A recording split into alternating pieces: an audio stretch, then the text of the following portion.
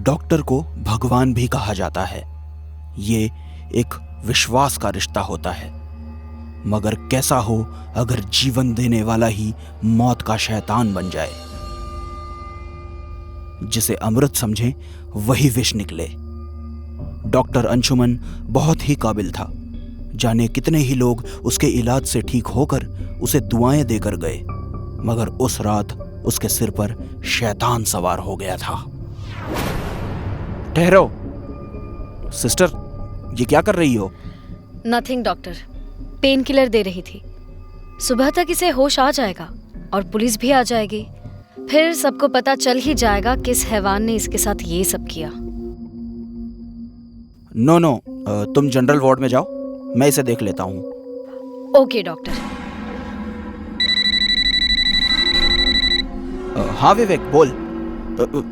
भैया, आपने काम कर दिया? नहीं, अभी नहीं। तो कब करोगे भैया? अगर वो होश में आ गई और उसने पुलिस को सब बता दिया ना, तो भैया प्लीज मुझे बचा लो भैया। सिर्फ 5 घंटे पहले की बात है। बिस्तर पर जिंदगी मौत से लड़ रही सौम्या विवेक से गाड़ी धीरे चलाने की जिद कर रही थी, पर विवेक गाड़ी की स्पीड बढ़ाता ही जा रहा था। बार बार बियर पीने की जिद कर रहा था। अरे बियर पीने से कुछ नहीं होता। अरे it's just like a cold drink. देखो, मैं अभी तक 3 पी चुका हूँ, कुछ भी नहीं हुआ ना। हुआ क्या कुछ? विवेक, मैं बच्ची नहीं हूँ। जरूरत से ज्यादा पियो तो बियर से भी नशा होता है। तुम बस गाड़ी धीरे चलाओ प्लीज, मुझे डर लग रहा है। अरे सुना नहीं क्या तुमने? डर के आगे जीत है। और वैसे भी आज कुछ अलग ही करने का मन है। अपने मन को अपने पास ही रखो और मुझे घर छोड़ दो। इस भरी बरसात में इतना अच्छा मौका नहीं छोड़ सकते हम सौम्या। आज तुम्हें मेरी भूख मिटानी ही होगी। विवेक, क्या कर रहे हो? विवेक, हाथ छोड़ो मेरा। तुम नशे में हो विवेक, छोड़ो। आज मैं तुम्हें घर छोड़ने के लिए साथ नहीं लाया हूँ। आज मैं तुमसे तुम्हारे ऊपर खर्च किए हुए हर एक पैसे को वसूलने के लिए आया हूँ। आज मैं तुझसे अपनी प्यास बुझाऊंगा। विवेक, क्या बकवास है ये? छोड़ो मुझे। जानवरों जैसा बिहेव मत करो। Leave me. छोड़ो मुझे। मैं जानवर हूँ मैं। हाँ हो जानवर। वैसे एक बात कहूँ, तुमसे अच्छे तो कुत्ते होते हैं। तुम्हारे जैसे धोखेबाज दोस्त से कहीं ज्यादा वफादार होते हैं। छोड़ो मुझे। विवेक, मैंने कहा ना मुझे छोड़ो। सौम्या, तू। थप्पड़ लगने से विवेक को झटका लगता है। वो सौम्या का हाथ छोड़ देता है। सौम्या बारिश में कार से उतरकर रोते हुए जाने लगती है। कार के अंदर बैठे विवेक का गुस्सा लगातार बढ़ रहा था। उसके दिमाग में जानवर और कुत्ते वाली बात गूंजती है। अपने आप से बात करता हुआ विवेक एक्सेलरेटर पर प्रेशर बढ़ा देता है और एक झटके से कार को गियर में डालकर सौम्या की ओर बढ़ा देता है। सौम्या को कार अपने पास आते दिखती है। वो पलटकर देखती है। कार उसे टक्कर मारकर हवा में उछाल देती है। सौम्या नीचे गिर जाती है। विवेक गाड़ी रोकता है और सड़क पर तड़पती सौम्या को देखने लगता है।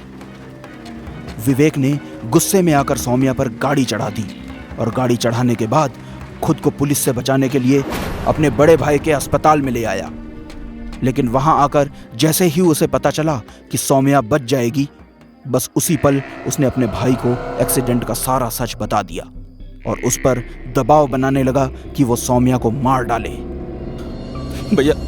भैया प्लीज, आपको मम्मी पापा की कसम है भैया, प्लीज मार दो उसे, वरना पुलिस मुझे नहीं छोड़ेगी भैया। मार देता हूँ, लेकिन प्रॉमिस कर कि आज के बाद ऐसी हरकत तू किसी भी लड़की के साथ नहीं करेगा। प्रॉमिस भैया, गॉड प्रॉमिस, कभी ऐसा नहीं करूंगा। भाई के लिए तुम मुझे मार रहे हो, जबकि गलत तुम्हारे भाई ने किया है। वो भाई है मेरा। अंशुमन घबरा जाता है, लेकिन फिर वो हिम्मत करके सौम्या को इंजेक्शन लगा देता है। और इंजेक्शन के असर से सौम्या की सांसें रुकने लगती हैं और उसकी आंखों से आंसू आते हैं और वो मर जाती है। लाइफ सेविंग मशीन का ग्राफ फ्लैट हो जाता है। अंशुमन सौम्या की नब्ज चेक करता है और फोन निकालकर तुरंत विवेक को फोन करता है। हाँ भैया बोलो। मैंने उसे मार दिया है। तुम जल्दी से इधर आ जाओ। थैंक यू भाई, थैंक यू वेरी मच। आप नहीं होते तो इस कमीनी लड़की ने तो मुझे फंसा ही दिया था।